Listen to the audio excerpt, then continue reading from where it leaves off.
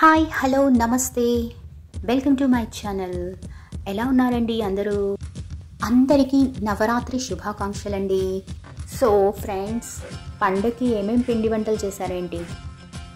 మేమేం చేసామంటే జంతికలు, చెక్కలు, సున్నుండలు, అరిసెలు, నువ్వుల laddu, my favourite chapati dry fruits laddu, ఇంకా మిక్చర్, బూందీ లడ్డు, అటుకుల లడ్డు, గవ్వలు, కాజాలు, అవిసెల లడ్డు, రవ్వ లడ్డు, మొక్కజొన్న అరిసెలు,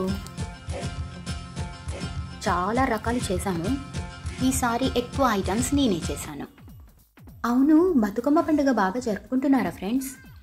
బతుకమ్మ పాటలంటే నాకు చాలా ఇష్టం, చాలా వినసొంపుగా కూడా ఉంటాయి. మా పెద్దల్లుడికి స్వీట్స్ అంటే చాలా ఇష్టం, చిన్నోడికి హాట్ ఎక్కువ ఇష్టం అనమాట. వాళ్ళిద్దరికీ కంపల్సరీ బొబ్బట్టు చేయాల్సిందే, ఎందుకంటే వాళ్ళ ఫేవరెట్ ఐటమ్ అనమాట. బొబ్బట్టుని భక్ష్యాలు, పూర్ణాలు, ఇంకా స్వీట్ చపాతీ, ఇంకా ఏమంటారు, మా నానమ్మ భక్ష్యాలని పోలేలు అనేది, ఇంకా పురాణ పోలి అని కూడా అంటారు. సరేలేండి, పేరు ఏదైనా కూడా రుచి మాత్రం అమోఘంగా ఉంటుంది, పిల్లలు చాలా ఇష్టంగా తింటారు. బతుకమ్మ బతుకమ్మ ఉయ్యాలో, బంగారు బతుకమ్మ ఉయ్యాలో. తెలంగాణ సంస్కృతి సాంప్రదాయాలకు ప్రతీకగా ఈ బతుకమ్మ పండుగ జరుపుకుంటాం. పూర్వంలో నవాబులు, భూస్వాములు వీళ్ళంతా అధికారం చెలాయించేవారట.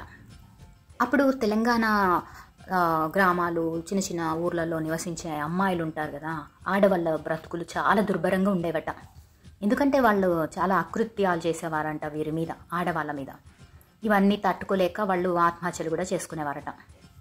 సో ఇవన్నీ చూస్తూ ఆడవాళ్ళంతా చాలా బాధపడుతూ అప్పుడు ఏం చేశారంట, ఈ బాధల నుంచి బయటపడటానికి వాళ్ళు రకరకాల పూలనన్నిటిని సేకరించి వాటిని అందంగా పేర్చి, అందంగా అలంకరించి బతుకమ్మ రావమ్మ, బతుకవమ్మ, బతుకు అమ్మ అని దీవిస్తూ పాటలు పాడేవారంట.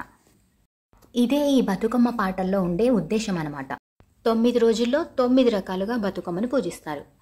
ఎంగిలి బతుకమ్మ, అటుకుల బతుకమ్మ, ముద్దపప్పు బతుకమ్మ, నానబియ్యం బతుకమ్మ, అట్ల బతుకమ్మ, అలిగిన బతుకమ్మ, వేపకాయల బతుకమ్మ, వెన్న ముద్ద బతుకమ్మ, చివరగా సద్దుల బతుకమ్మ.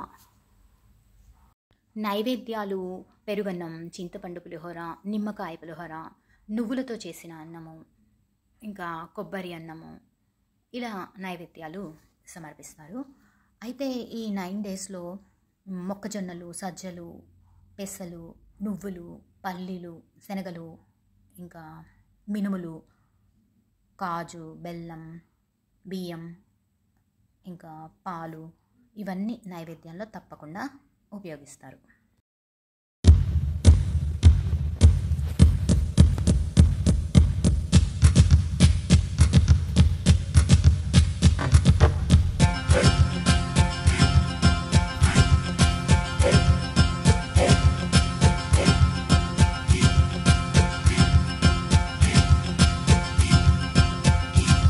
హే రబ్బ, నూటొక్క జిల్లాల్లో లేదండి అట్లాంటి అమ్మాయి.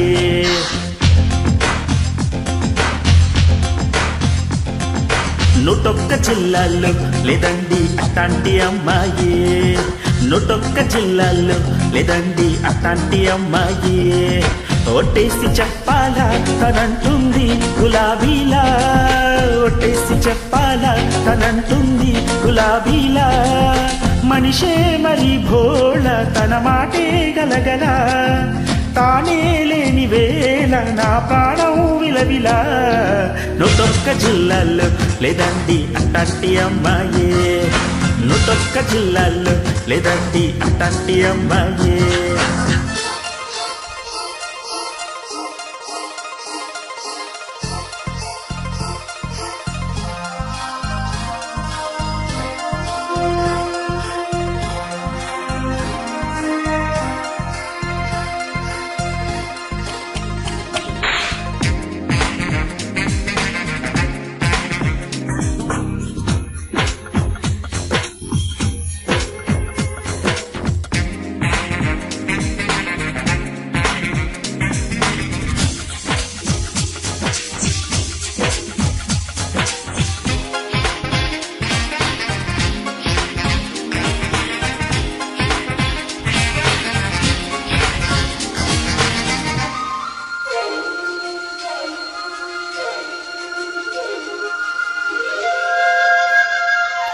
తీరాలే నువ్వైతే తెరచాపల్లే నిలబడతా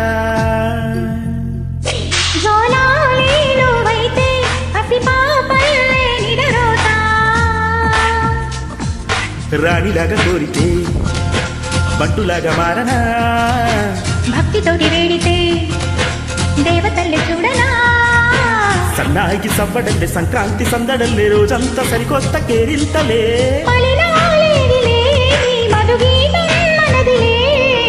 ఏడేడు లోకాల్లో లేడండి తాతి అబ్బాయి ఏడేడు లోకాల్లో లేడండి తాతి అబ్బాయి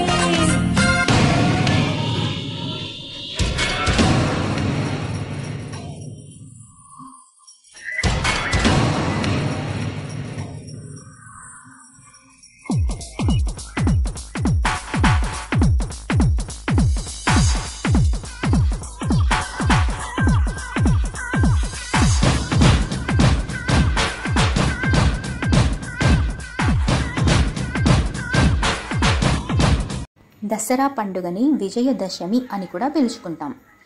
సో విజయదశమి అని ఎందుకంటాము? చెడుపై మంచి అనే విజయాన్ని సాధించటాన్ని సూచిస్తుంది. సో విజయం సాధించినప్పుడు ఎంత సంతోషం కలుగుతుందో ఆ సంతోషాన్ని పండుగలా జరుపుకుంటాం. సో నవరాత్రి ఉత్సవాలలో ముఖ్యంగా అమ్మవారిని నవరూపాలలో కొలుస్తారు. రావణ దహనం అని, ఇంకా ఆటలు ఆడటం, పాటలు పాడటం, కుటుంబ సభ్యులందరితో కలిసి హ్యాపీగా ఎంజాయ్ చేస్తారు. రకరకాల పిండి వంటలు చేసుకుంటారు, కోలాటం ఆడతారు, బొమ్మల కొలువులు చేస్తారు, దాండియా ఆడతారు. ఈ దాండియా అనేది గుజరాత్లో ఫస్ట్ గుజరాత్లో స్టార్ట్ అయిందంట.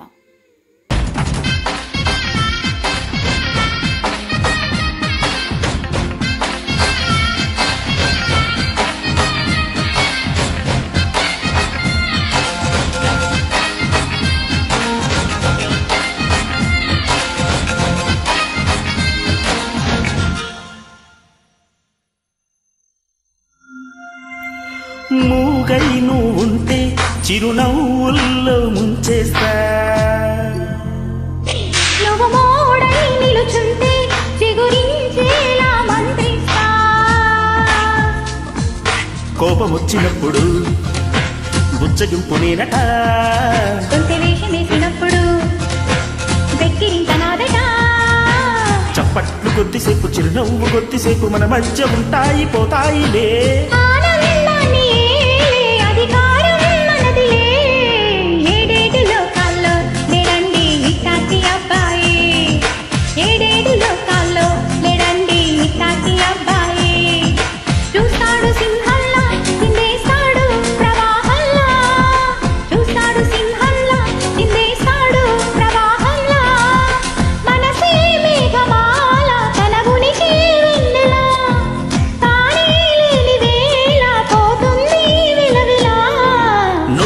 జిల్లాల్లో లేదండి అట్టాంటి అమ్మాయి